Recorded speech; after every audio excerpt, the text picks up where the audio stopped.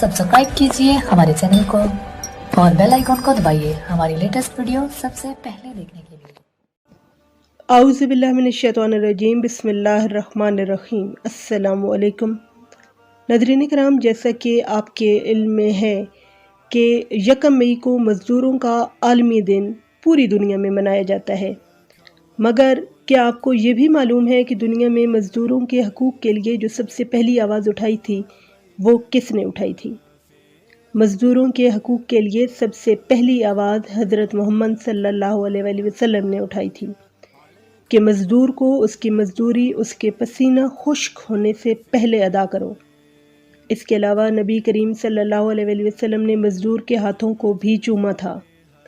मगर हमारे यहाँ क्या रवाज है कि निज़ाम बदलने तक ये दर्द भी सहना है, मज़दूर के बच्चे को मज़दूर ही रहना है।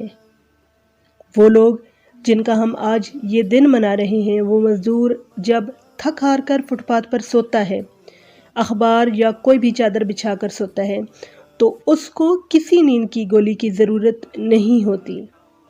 आइए मज़दूरों के हमदर्द बने, क्योंकि जब तक हम किसी के हमदर्द नहीं बनते, हम दर्द से और दर्द हमसे जुदा नहीं होता। अगर इस लॉकडाउन में भी आप अच्छा खाते पीते हैं और अच्छा पहनते हैं और सुकून से सो लेते हैं, तो अल्लाह का शुक्र अदा करें और अपने आसपास नज़र रखें, क्योंकि हर कोई हाथ नहीं फैला पाता।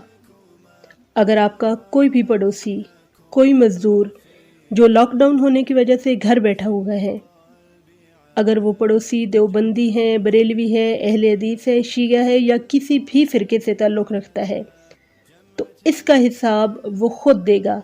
लेकिन अगर वो भूख से मर गया तो उसके इस मरने का हिसाब आपको देना होगा। हाथ से फेंका हुआ पत्थर 100 फुट दूर जाता है, बंदूक से निकली गोली 1000 फुट दूर जाती है, तोप का गोला शायद 5 मील दूर जाता होगा, लेकिन एक गरीब को दिया हुआ रोटी का टुकड़ा जन्नत के दरवाजे तक ले जाता है।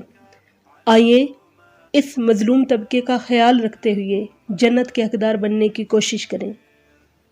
उम्मीद है आज की ये वीडियो आपको पसंद आई होगी। वीडियो को ज़्यादा से ज़्यादा लाइक करें, शेयर करें, कमेंट करें और हमारा चैनल सब्सक्राइब ज़रूर करें। शुक्रिया। अल्लाह हाफ़िज़।